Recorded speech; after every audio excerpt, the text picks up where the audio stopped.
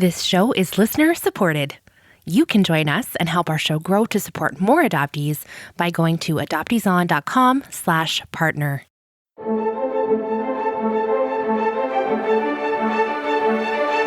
You're listening to Adoptees On, the podcast where adoptees discuss the adoption experience. This is episode 141, Nelle Doux. I'm your host, Haley Radke. Today's guest, Nelle Doux, shares her story of becoming her own advocate and, as she calls it, a private investigator to find her biological father and the truth about her origins. We discuss her experiences of racism, even from a young age, and the complete bewilderment Doux had from not knowing her racial identity. We wrap up with some recommended resources, and as always, links to everything we'll be talking about today are on the website adopteeson.com. Let's listen in. I'm so pleased to welcome to Adoptees On, Nelle Doux. Welcome, Nelle. Hi. No, welcome, Doux. You just told me.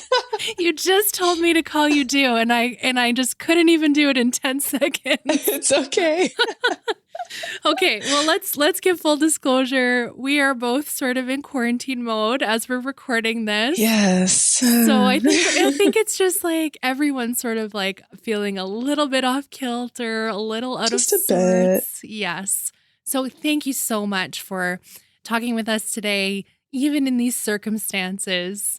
Of course. Thank you for having me. Okay, well, why don't we start out how we always do? Doux, would you share your story with us? Yeah, it is a bit of a complicated one, so I will do my best. I would say it starts from birth, where I was adopted shortly after being born in 93.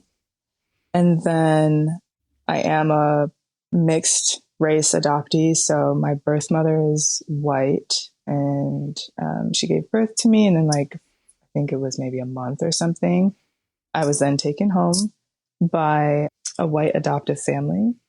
And then I grew up with them, and everything, I don't know, when you're a kid, everything seems pretty, normal and nothing out of the ordinary, because whatever you're around is your ordinary. Mm-hmm.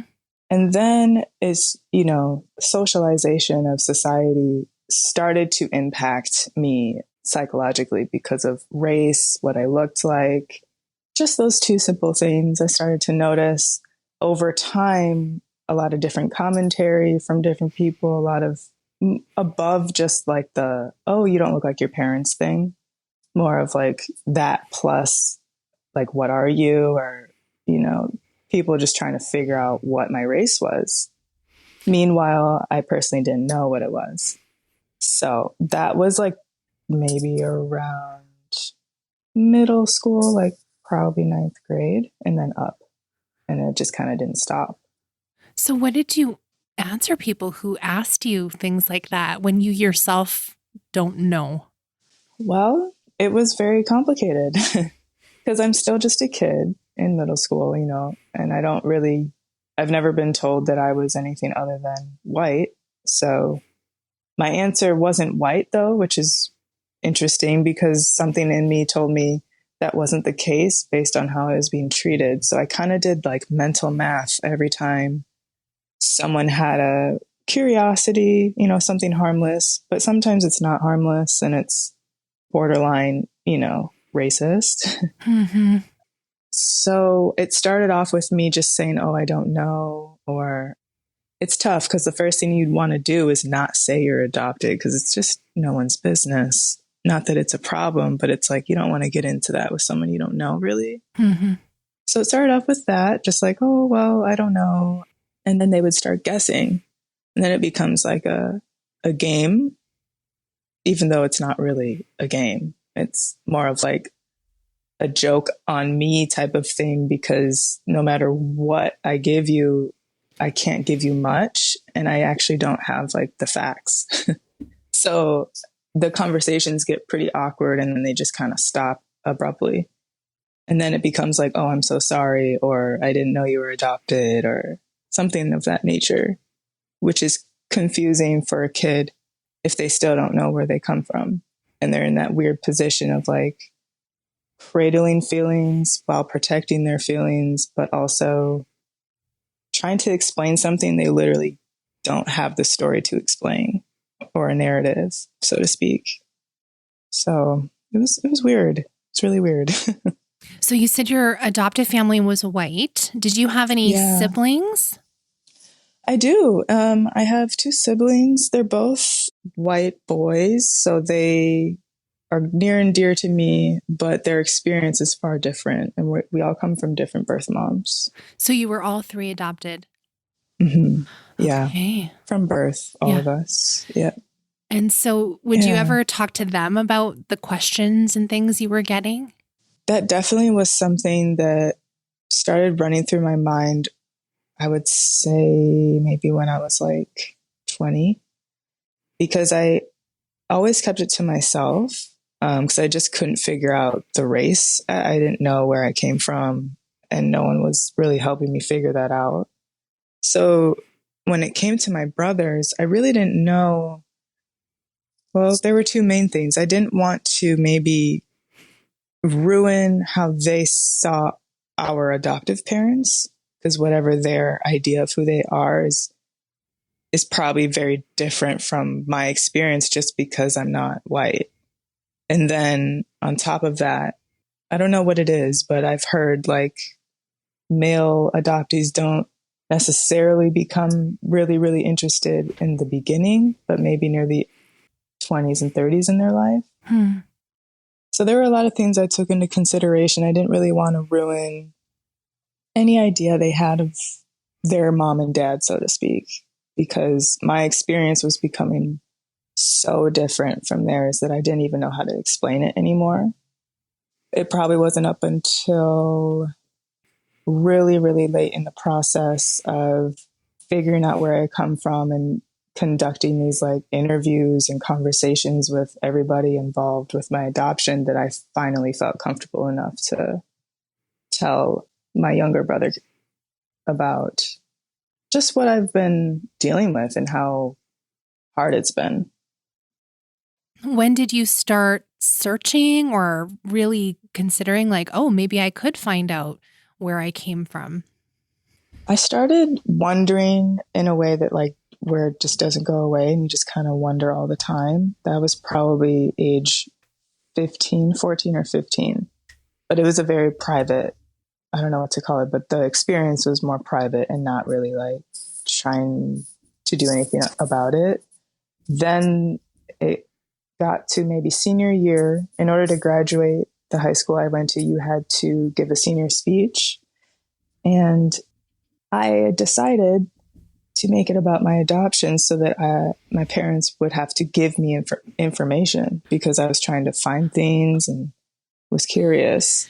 Okay. It's a little tricky. Yeah. Like, oh, I only need this because I'm doing a speech on I it. know. I was like, if this is what I have to do, I'll do it, because I just could not get anything out of them. So that was my little sneaky way of of just being like, okay, I guess I'll just tell this story in front of 400 people if this is what it's going to take for me to just like get something from you. Wow. That's like cost benefit analysis is very complex.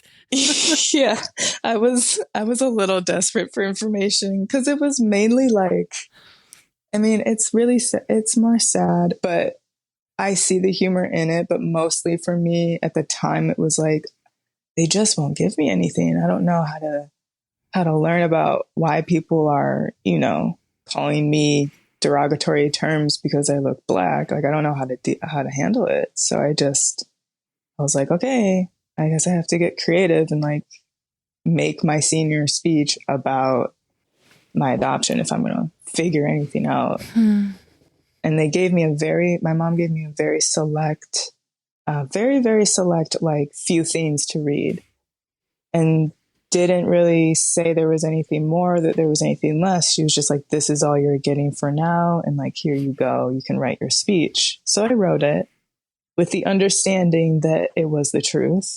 And at that age, I was 17. And then from then on, it just gets more and more, I don't even know what the right word is, but it just gets really, really complicated. And starts to like actually change my life, because I know they didn't really want to give me that all of the information at that time, but because they continued to refuse to give me information, and they continued to say that I was just white when I'm clearly not, it just got weirder and weirder instead of more clear over the years. So then I hit around 21, somewhere around my 22nd birthday, and I'm becoming just tired, I would say, because I just can't. It's tough because adoptees' rights don't exactly, they're not the same as the birth mother's rights, so to speak. So it's confusing on how to get information if all you can do is like try to get your birth certificate, which is a whole process as well. Does your state have open records? That I'm not totally sure, because I did fill out a document around the time I was 22, around that age. And it did require some form of like payment. And the way they explained it was like, you turn this in and then they get back to you about whether or not the birth mother is going to like allow you to have the certificate. So I'm not sure exactly, because I didn't end up having to wait for it, because my mom saw how serious I was about it, my adoptive mom, and she just kind of, I don't know if that was the ultimate reason, but I think maybe that pushed her to just give me this massive folder of information. And it said like my name on it, said the word adoption. She just like plopped it on my lap one day when I was 21. And I was just like, oh, okay, so you've had this the whole time. Interesting. And it was hard to not feel betrayed, because as a kid, you're just like you're asking for the information for years. I mean, I say kid, but I think of kids as like teens, teenage years too, because you're not totally, your brain's not totally formed, and certain parts of you are totally malleable, So being an adoptee, it's so important that you know your narrative, that you know where you started, where you're like, it's kind of hard to know what you're doing or where to go if you just don't even know where you're coming from. So what did that feel like to have this huge folder of information about yourself finally? It was like a ton of bricks hit my heart, but I had to pick each one up if I was going to know anything. And I remember feeling a lot of grief, but I didn't even know why. I just felt the grief, and something told me like, if you're really going to go through this big folder, you got to have some kind of right mind, like something. Before I even looked into it, I just felt it. It was like an intuitive, immense feeling of grief, because the folder was just way too big for it to be simple. And then from that day on, I actually moved out of the house. I was at the time living with my parents, and I saw it as a deep betrayal to have this massive folder of information, a couple floors below where I sleep every day. It was just weird to me that would be a wise decision, to continuously tell me we don't have any information, and, you're just white, stop asking us. And there always seemed to be this really immense annoyance whenever I was curious. And that to me felt very weird, that you would be, on the verge of like really upset that I'm even asking a question. So I moved out and I took the folder with me, and it took a long time to get through it. And during that time, I reunited with my birth mother. And actually, everything she said was the opposite of what I had been told my whole life by my adoptive parents. So that also became a big red flag for me, aside from just the folder. And then I would say after that, it just becomes extremely dense. The information I'm getting, the stories I'm getting from the birth mother, the lack of like empathy that seems to be going around with everyone involved. And it just becomes increasingly confusing to me why I am alone and just trying to find the black part of me, because that was always a question. I was always trying to confirm or deny for either the public, because I was constantly being asked about it, to the point of like, I'm making a cappuccino for some guy at work and he's calling me the N-word. It's like, it's just nonstop. So for me, I'm like, I don't know why you're saying that. I do, but I don't. And you don't even know that I don't know where I come from, but now it's weird. And, here's your cappuccino, I guess. And I'll just continue my shift. Like, those things were happening on a daily basis for me. Not the N-word on a daily basis, but the N-word monthly. And that had been happening for years. And they just, the whole time, are telling me I'm just white. So for me, obviously, that's not the case. Otherwise, it's just like, it's very difficult to understand race and society if you like really don't know that you are Black for real, instead of just like, people thinking you are. And sometimes it doesn't seem to be the right thing to do to just call yourself what other people are calling you also. So I always was just in this weird limbo of like, am I or am I not? Because I know I look like I am, but I'm not willing to say that I am if I'm not. And I have no way to confirm it. So it just becomes this like big elephant in the room, like, who's the birth father? And I need to find him. And so that's like 2016, 2015, up until September of 2019 was that entire journey of like, I need to find him. I don't know how, but I will do it. And I have no idea how I'm going to pull it off, but it's going to happen. And then I ended up figuring out how to do it, but it was without any help, no finances, just will, and like the audacity to interview agencies and conduct these conversations between me and my adoptive parents, me and my birth mother. And I just tried to stay patient for a really long time, and then ended up finding him. But it was not because my birth mother helped me, and it wasn't because my adoptive parents helped me. It was because I had to know what was real and what was not actually real. It's a lot. What I'm feeling as you're talking is I'm just getting really angry and frustrated on your behalf. And, Thank you. Actually, a lot of our audience is adopted people, and I've interviewed people who have stumbled across their records under their parents' bed, or like snuck in and like found things. And, there's been generations of secrets. Now, you said you were born in 93. 93. Which a lot of people would say, okay, well, adoptions have been, we're opening up and there's so much more information. And, a lot of people would say in the 90s, that would have already been the case. Exactly. But not for you. So I know we have adoptive parents that listen. What's something that you would say to them about keeping hidden their child's identity? Like, what did that do to you? What would you say to someone who might not have shared the whole truth with their child? I would say it comes down to your heart and your character. So if you're an adoptive parent and you want to adopt kids, and, in my case, the birth mother they were unwilling to give them information about the birth father. However, if I am able with no help or information to find him, certainly they could have helped me because I had everything against me. So for an adoptive parent, if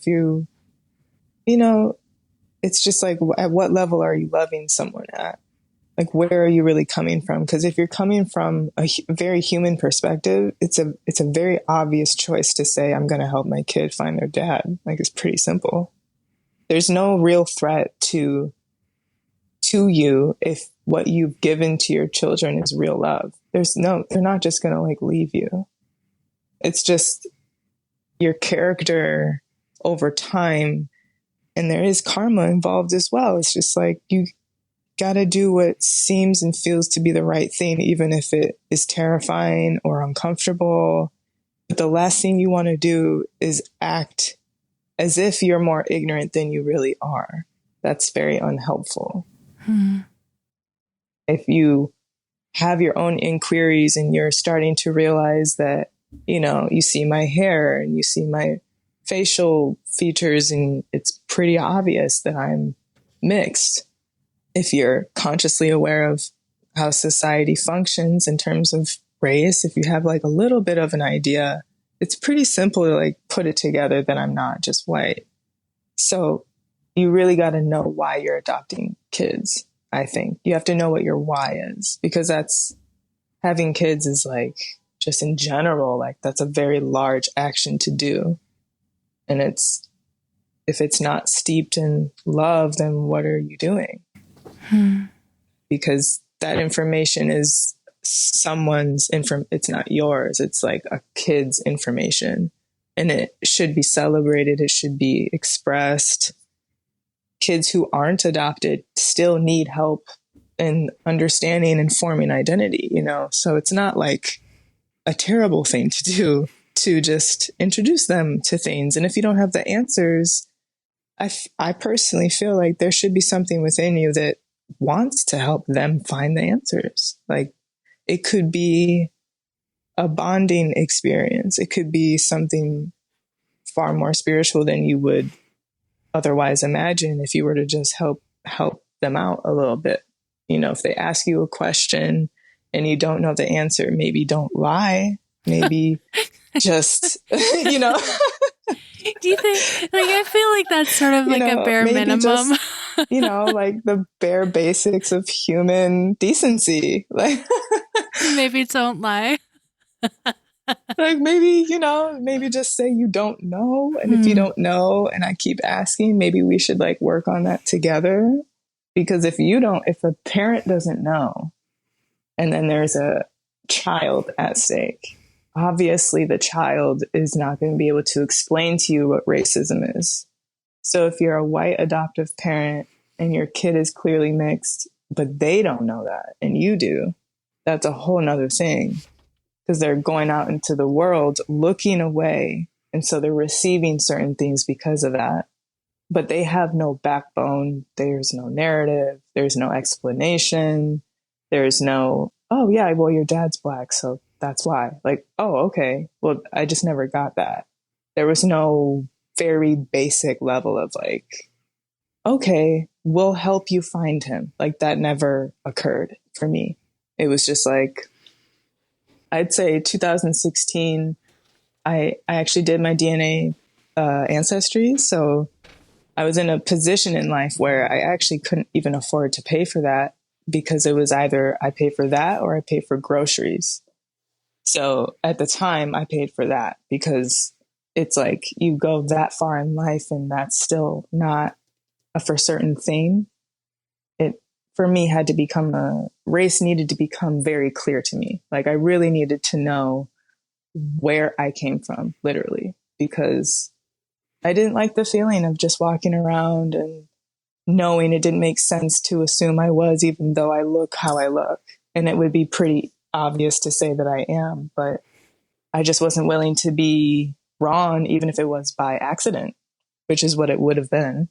But, it's just, once I got the results, there was definitely a weight off of me, but then it became, now I need to investigate and have conversations and figure out how I'm going to find the piece that's missing, which is the birth father. And I had like 5 or 6 different stories going on about him, and then had to pull the strings on those and uncover what was real and what wasn't. And I honestly like recorded 5 years of basically an investigation into my own adoption because I just couldn't keep it straight anymore. Like I had to still live, go to a job and like do basic things in life. So in order to do that, I realized like my mental health is really going to go down if I don't start writing down literally what people are telling me and comparing it to what they say like 3 months from now, because it keeps changing and people keep switching their stories and they keep giving me different answers. And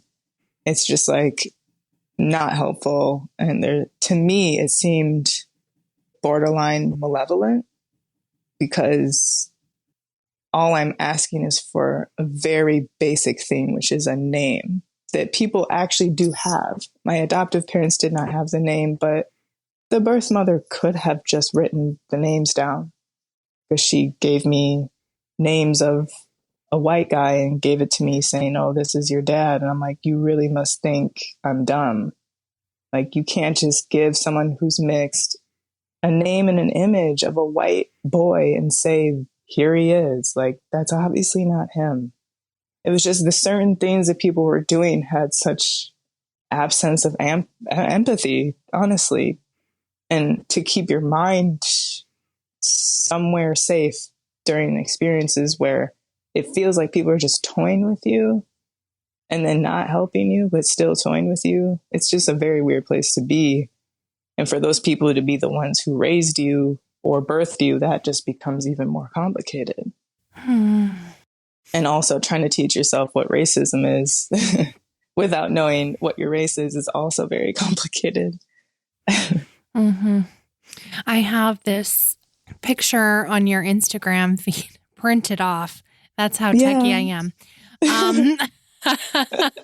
Gotta have the visuals. Well, I like to have my phone off during an interview. So yeah. There's this picture of you with a man, and you look like you're glowing, like you're both just like vibrant, and the caption is unfathomable pure relief, joy, and elimination of suffering. Do you want to tell us about that? Yes, after I cry. We welcome all the feelings here. There's just a lot that went into making him appear in my reality. There's a lot of like focused hours and days that went into me studying how to become an investigator just to like get him. I thought about at one point I thought about hiring one, but knew I couldn't afford it. So I just figured, okay, what's the next best thing? I guess I'll just teach myself how to do that. So then I researched some investigators that do things very well. And I tried to find videos and tried to find articles and learned on the fly. And then through a lot of grief and trauma, eventually he appeared.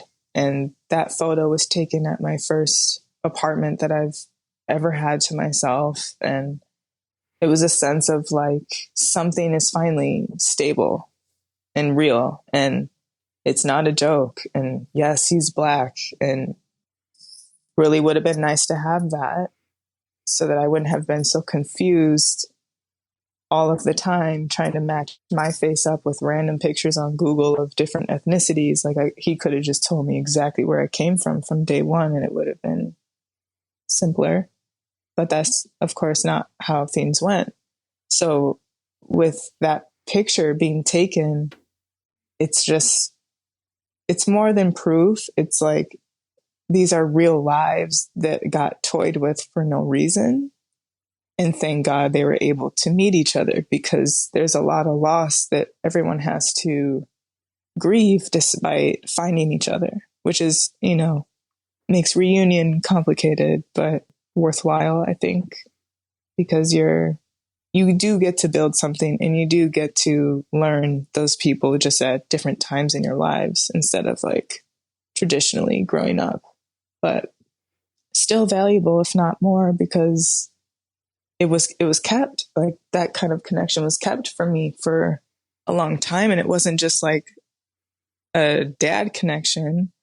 It was a Black father connection, which is just different. It's just different, but all the more necessary. My adoptive father is an amazing provider, very, very in tune with my mom, and they're a great couple, and they get things done and they do what needs to be done. But there's a race element that was just not there.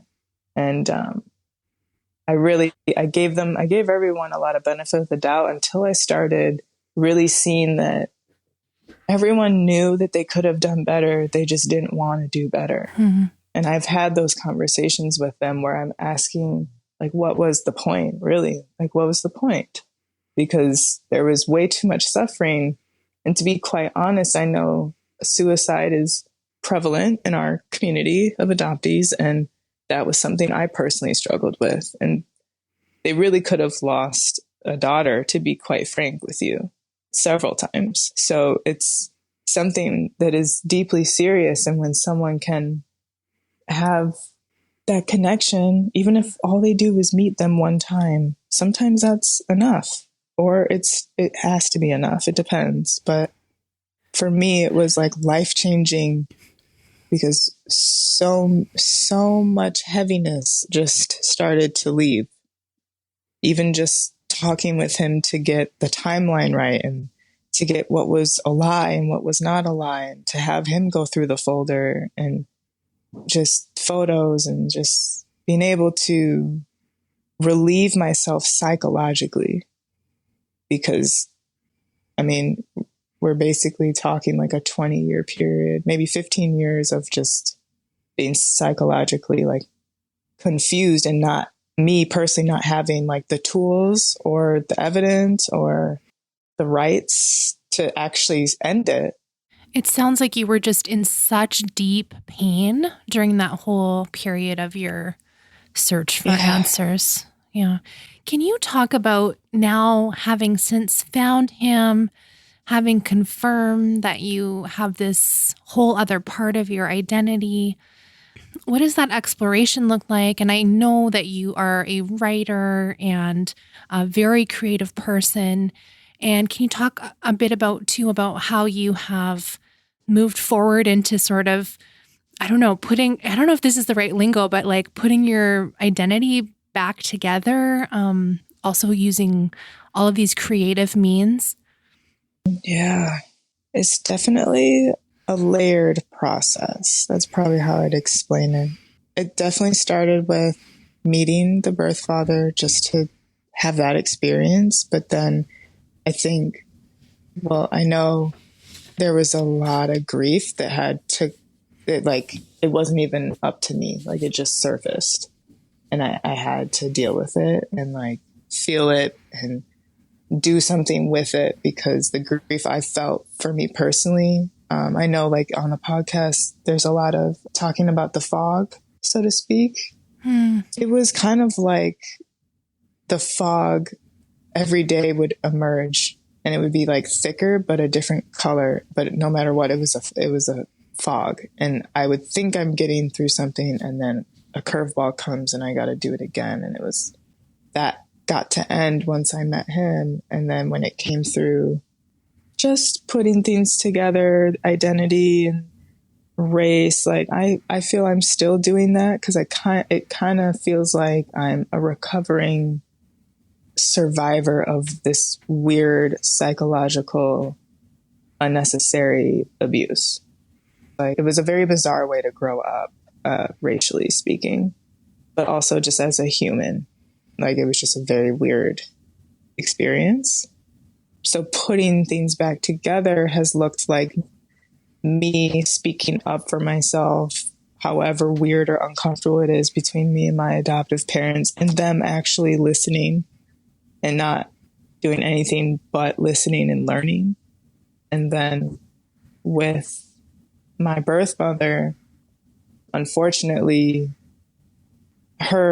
just the manner in which she handled everything in the beginning, before I was born, a few years after that, and then through reunion, that is something I don't really envision putting together unless she is willing to actually have just like a grown conversation about why she chose to complicate things as heavily as she did, knowingly. So for me to even include her in my life would require a lot of openness from her, and a lot of willingness to have a kind of conversation that would probably benefit us both, if she's willing to change her life in that manner. But those are pretty big decisions for all parties to make. So for me, putting things together has not necessarily included her. It actually has.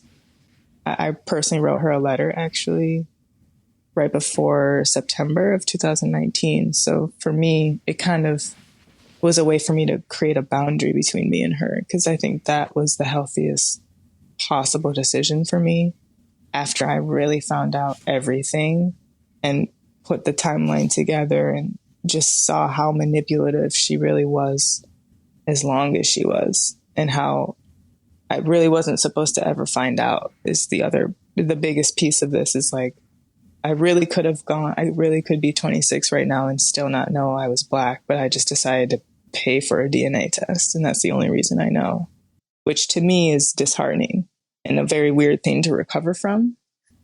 So putting things back together has mainly included spending and speaking with the Black side of things, to put it bluntly. Like, call my Black grandmother for the first time. We were just texting each other last week. And it's just, there's so much grief and emotion that I can't even bring myself to call her yet. But I'm so grateful that she's even in my life. That has a lot to do with me, like, also putting my identity together still. And, you know, just receiving what I worked so hard for. And that's a part of that. So one of your poems that you're performing on Instagram, you have to scroll way back for this one, has a couple of lines.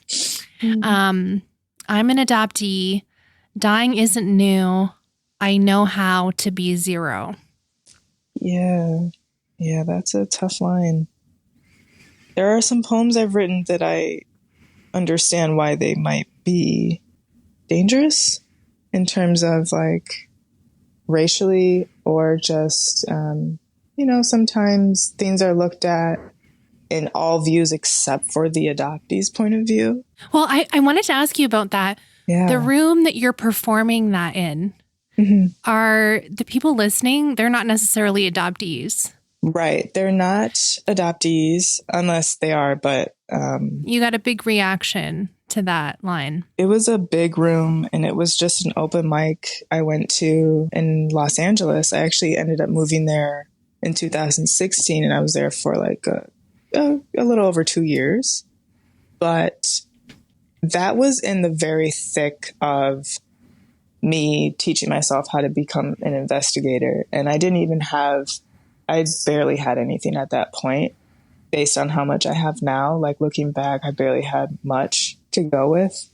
But that poem is in reference to my adoptive parents, and just mostly speaking on, you know, every day I'm waking up and I'm taking my face and I have a photo of my face and I'm matching it on my laptop to pictures of random ethnicities, just a bunch of ethnicities, and I'm getting nowhere. But, you know, I'm trying to come up with some kind of solution. I don't want to just sit around and like wallow, because I could do that all day, but it's not going to help me.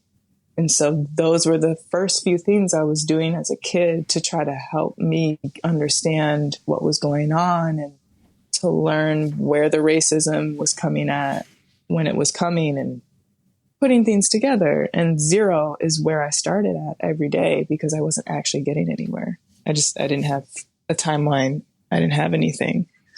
I just had a gut feeling. That's it, really. So starting at zero is a very real experience and expression in that poem.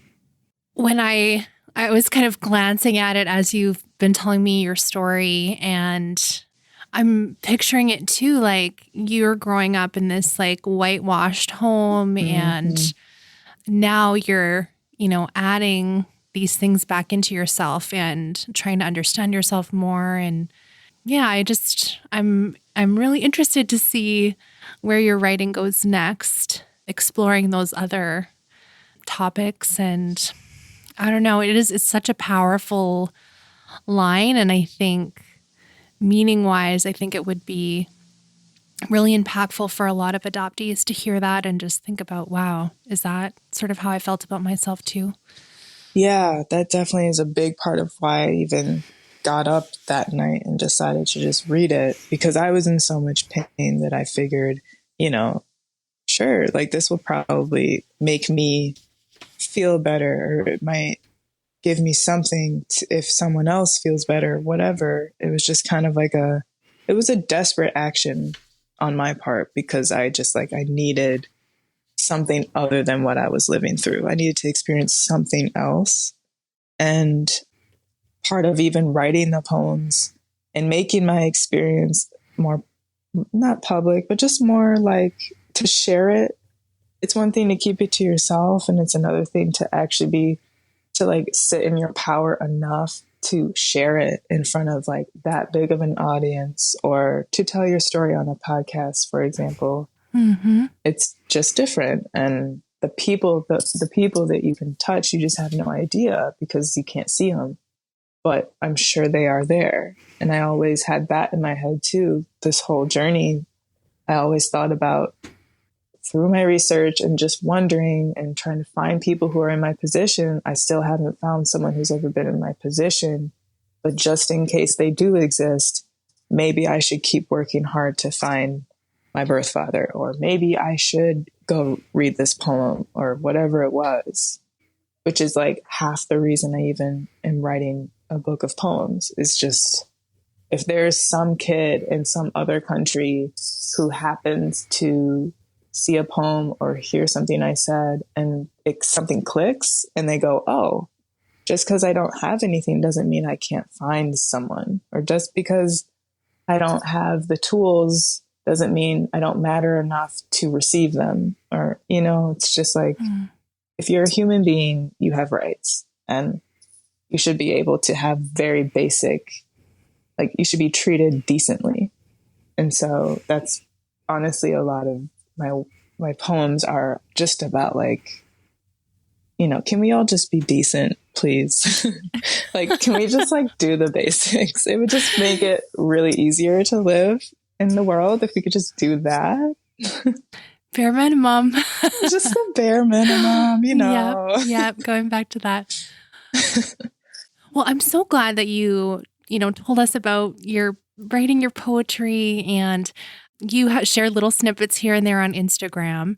And we'll let people know where they can find that at the very end. Okay. But yeah, so for recommended resources today, I brought a book of poetry because I knew I was talking to you, and I know you're going to talk a bit about poetry as well. But I recently finished reading Not My White Savior by Julene Lee. And oh my goodness, it is a powerful, powerful book. If you are an adoptee activist, or you are interested in that sort of space, this is a really great read for that. It's very politically charged. I think a lot of times some of the emotions I was feeling when I was reading it were anger at the circumstances that she's describing.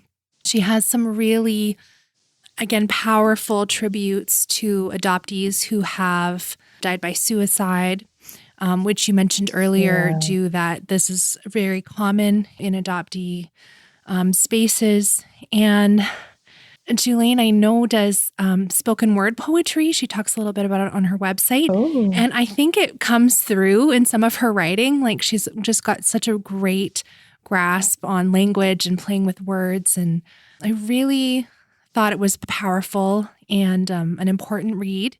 It's very hard to read at some points because if you are a big feelings person like me, yes, like me. It can get a little bit overwhelming, but it's I think it's a really important book. It says Julene Lee was born in South Korea to a mother she never knew. This is on the back of the book. Wow. When she was an infant, she was adopted by a white Christian family in Minnesota, where she was brought to grow up. And yeah, so she explores what it is like to be an intercountry adoptee, and talks about Korea a lot in here and what it's like. Yeah, that's so important. Being an adoptee. Yeah, so I got to check that out. I really like it. It's very good. Not My White Savior, and it's Julene Lee. And she is also very active on Twitter. So I would recommend giving her a follow there as well if you would like to be challenged. she doesn't pull any punches. It will be a challenge. So, yes. That is good. What did you want to recommend to us today, Dew? something that is also challenging, probably going to be challenging for some for very similar reasons. His name is Dante Collins. He's a good friend of mine. He's a fellow adoptee, poet, and specifically he has a poem in a book of poems called Autopsy. But the poem that, I mean, they all touched me, but one specifically would be Grief Puppet. And you can YouTube that. The performance is on YouTube, organized by Button Poetry here in Minneapolis, actually. But he just, he is kind of, what I like about his poetry is that it's very, even if it seems abstract, it is very much to the point. And so you get, if there's a feeling that needs to come across, you feel it. And Grief Puppet kind of discusses mental health and trauma, which, adoptees have their experiences with both. It also touches on sexuality and some other concepts as well. Mm-hmm. But from an adoptee's point of view, I think it's just important to uplift all of us who are doing such great work. And he is most definitely someone that, even just listening to the poem, even if it doesn't make you feel necessarily good, you are going to come away with something that is real. And anything real is worthy of your time. Grief Puppet, what a great name. It's a pretty stellar name for a poem. Wow. Well, I'll definitely link to that YouTube video of the reading as well. Thank you so much. I want to make sure people know where to follow you online so they can keep in touch with you. And when you're releasing your poetry, they'll be able to hear it right from you, that news. So it is NELLE.DOUX.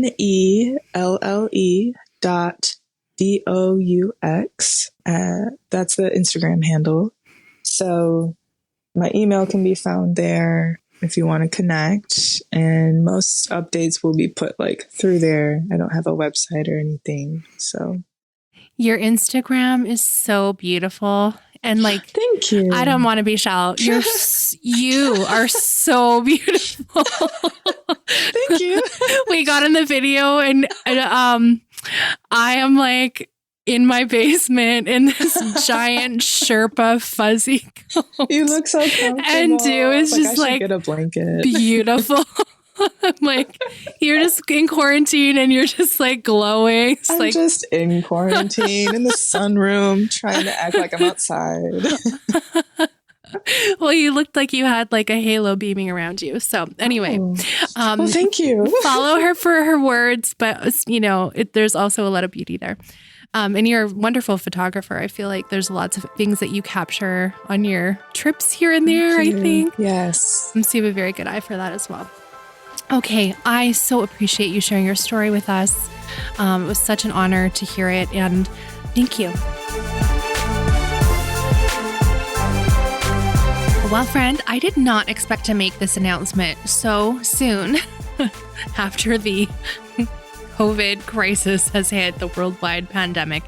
But I have had a few interviews fall through just because of circumstances. People can't record if they're like me with young children at home, or they're finding it very difficult, which I am too. So just so you know, there's not going to be a new episode next week, but we are doing some work behind the scenes with some of our favorite healing series therapists, and we will have those shows to you shortly. So you can expect a new healing series episode from Adoptees on May 1st. In the meantime, if you are just really missing out on Adoptee Talk, I do have a ton of other adoptees off-script episodes over on Patreon. So those are for monthly supporters of the podcast. And, without you, I'm not able to keep making the show. So I'm so thankful for my monthly supporters. And if you want to join them and get more adoptees off-script episodes, and those come out every single Monday, please go to adopteeson.com/partner to find out the details of how you can support the show.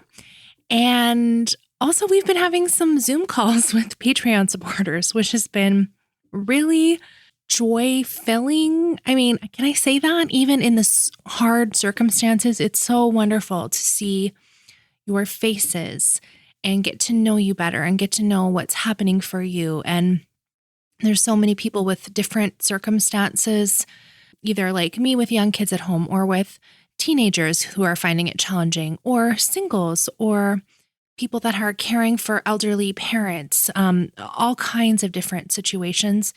And we've been sort of supporting each other through that, through some face-to-face Zoom calls. So that's been really, really helpful and good. And not a usual Patreon bonus. It's just something we're kind of doing through COVID circumstances. And my kids regularly interrupt me. So if you want the extra enjoyment of seeing their little faces every once in a while. Okay, so that's it. That's the announcement. We will be back with a new Healing Series episode for you on May 1st.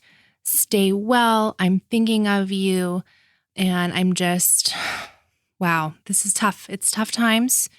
And we're not going to play the comparison game. Everyone is having a difficult time in different ways. And I just really, I'm sending you love from my freezing cold basement in Canada and hoping that you're well, that your loved ones are doing well, and that you are able to get the support you need, even while social distancing and those things that are really, really hard for us, especially for people with trauma and that might be feeling very lonely and vulnerable. So I'm thinking of you, and I give you a big hug from far away. And thanks so much for listening. Let's talk again soon.